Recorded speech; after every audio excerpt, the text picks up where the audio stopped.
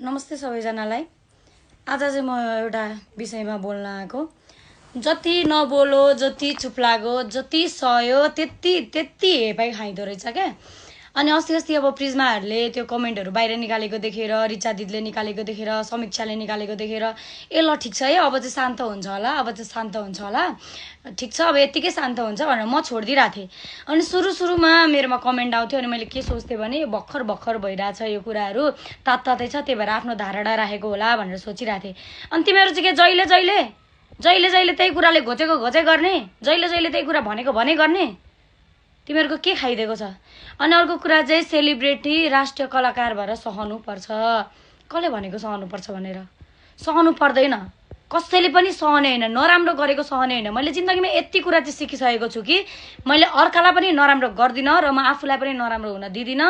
अब चाहिँ म सबैजनालाई म केस गर्नेवाला छु।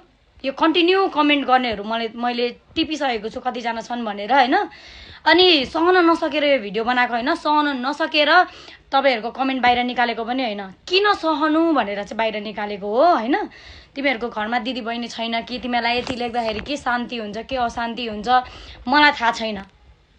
तर म सहन सके पनि मेरो आमाले नसहन सक्छ, मेरो बाबाले नसहन सक्छ।